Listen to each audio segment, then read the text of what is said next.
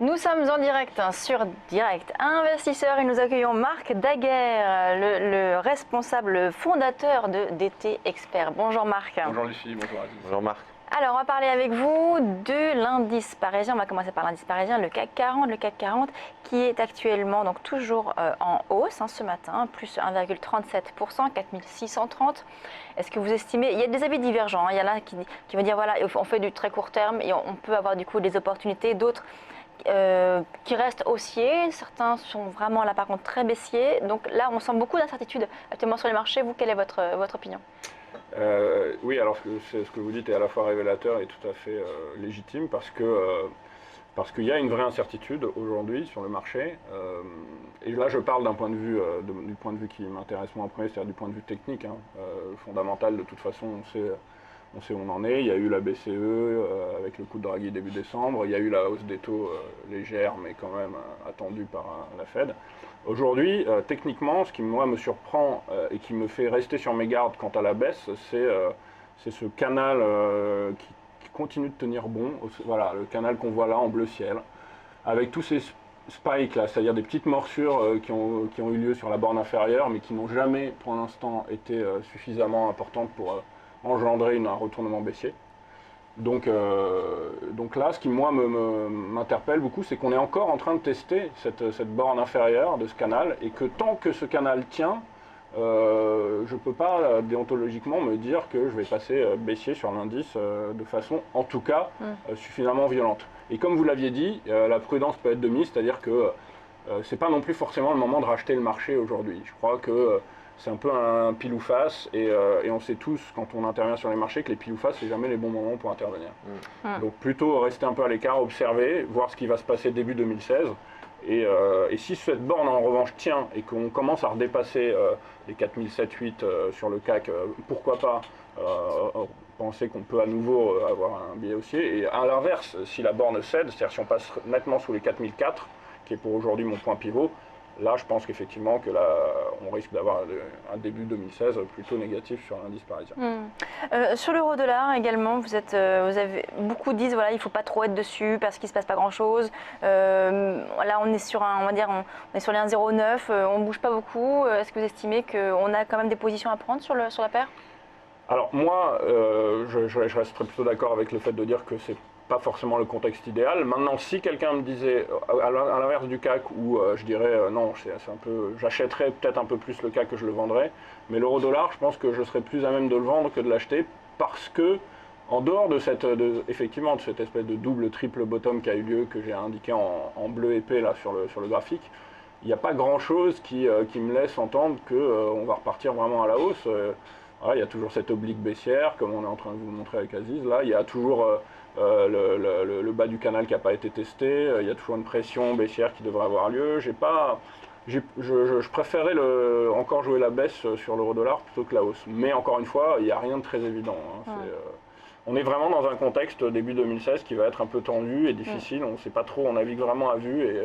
Et que ce soit du côté des indices ou même là, comme on l'a vu sur le Forex, il n'y a rien d'extrêmement tranché, quoi. Ouais, et puis ça prend du sens quand on regarde l'évolution du CAC 40 et de l'euro-dollar ces dernières semaines, ces derniers mois même.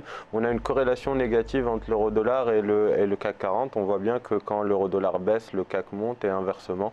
Donc effectivement, si l'euro-dollar venait à rebaisser, ça pourrait être un des catalyseurs qui permettrait aux indices et notamment au CAC 40 de rebondir. Alors, on va parler maintenant du pétrole qui a fortement chuté, plus de 110% depuis son plus haut de cette année.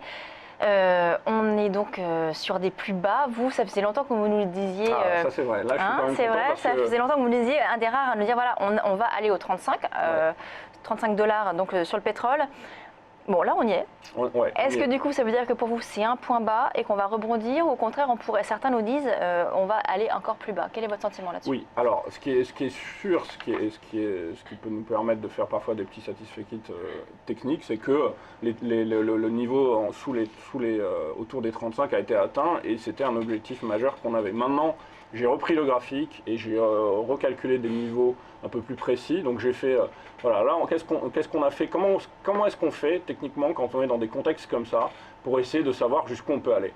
On fait ce qu'on appelle des projections. Alors il y a deux projections qui ont été faites là, c'est-à-dire qu'on a pris toute la baisse en jaune. Donc d'abord j'en ai fait une en jaune, une en orange pour que on puisse voir visuellement. Donc toute la baisse qui avait eu lieu entre 2008 et 2009, juillet 2008 et février 2009, on a reporté la même amplitude au sommet, au dernier sommet qui était en juin 2014. Et ça nous donne un objectif qui est autour des 33,6 exactement dollars.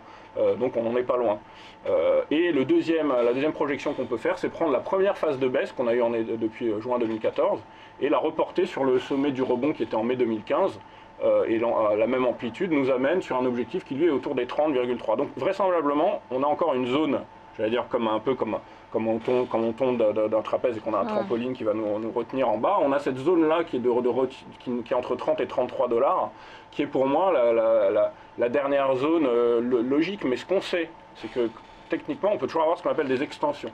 Donc rien n'empêche, à partir du moment où cet objectif a été atteint, avant, et on l'avait vu ensemble, vous m'auriez dit oui, est-ce qu'on peut rebondir maintenant? Je vous disais non, à mon avis, on va aller jusque-là. Mais une fois qu'on est là, je ne peux pas dire que c'est forcément maintenant qu'on va rebondir. Il va falloir surveiller à chaque fois les rebonds qu'on va avoir. Vu la baisse de laquelle on vient, des rebonds techniques, même de 10%, peuvent ne pas être des retournements, puisque on vient de tellement haut que ça peut être juste des rebonds techniques. Donc là, ça va être très difficile de savoir quand est-ce qu'il va falloir revenir sur le dollar. Mais s'il y a un rebond à l'approche des 33-30 dollars, peut-être à très court terme, jouer le rebond sur un court terme, et puis voir après, tant que le rebond tient, maintenir sa position, etc. Mais là, je pense que c'est comme attraper un couteau qui tombe aujourd'hui. Je vous l'avais dit la dernière fois, je pense qu'il ne faut pas jouer avec le feu. Alors du coup, si on ne joue pas avec le feu, ni avec le pétrole, est-ce qu'on peut jouer avec l'argent? Ah oui, alors l'argent, oui. Oui, bizarrement. Alors pourquoi bizarrement? Parce que on a envie de se dire, il y a des corrélations quand même de temps en temps sur les marchés.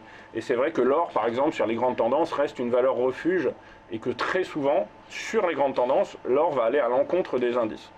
Donc là, on a envie de se dire, bon, pourquoi est-ce qu'on peut être baissier sur l'argent alors qu'on n'est pas forcément haussier sur les indices?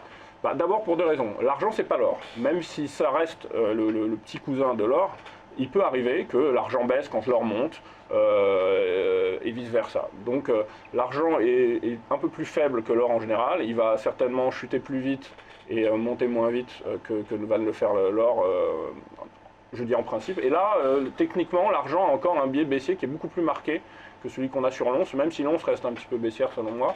Et là, comme vous le voyez ici, j'ai encore calculé une projection, comme on l'a vu tout à l'heure en bleu, qui me donne un premier objectif à 12,3. On est à 14,28, ça fait déjà une bonne marge à prendre. Et éventuellement, si les 12,3 cèdent, pourquoi pas viser le bas du canal baissier, là, dans lequel on évolue depuis maintenant avril 2011. Exactement. Donc effectivement, l'argent pourrait être une valeur entre guillemets refuge ou comme on est dans des contextes difficiles, il faut faire ça, c'est-à-dire du scanning, aller chercher soit des classes d'actifs différentes, soit éventuellement, comme je l'ai fait après avec une ou deux valeurs, des valeurs qui pourraient éventuellement présenter un potentiel de hausse ou de baisse plus important que d'autres. C'est ce stock picking, quoi. Alors justement, stock picking, on a deux valeurs que vous nous proposez. Il nous reste quelques secondes pour en parler. Danone et Hermès sont des valeurs que vous recommandez aujourd'hui? Oui, alors attention, hein, toujours dans le cas où des gens veulent vraiment faire quelque chose, c'est peut-être celles qui m'ont semblé les moins pires ou celles qui m'ont paru les plus solides. Danone, voilà, en raison de ce canal haussier et non seulement un canal haussier intéressant, mais surtout, comme le montre Aziz là, la borne inférieure de ce canal est quand même très très forte. C'est-à-dire qu'on a, j'ai indiqué par des flèches vertes le nombre de fois on a rebondi sur cette borne, donc la tendance haussière devrait être maintenue. Maintenant, on n'est pas aujourd'hui sur la borne inférieure du canal, et si jamais on y va, c'est pas forcément le moment d'acheter. Mais j'ai plutôt l'impression qu'on est dans un retracement de la dernière jambe de hausse et qu'on arrive sur des points d'achat assez intéressants. Voilà. Très bien, donc, et d'Hermès pareil. Hein, donc vos recommandations. Merci beaucoup Marc Daguerre, fondateur de Daguerre Trading et DT Expert. C'est la fin de Direct Investisseur. On se quitte avec un point pédagogique. Quels facteurs impactent les marchés du Forex? Et quant à nous, on se retrouve donc dès demain 10h. Vous retrouvez donc dans quelques minutes le Market Live d'IG. Très bonne journée, à demain.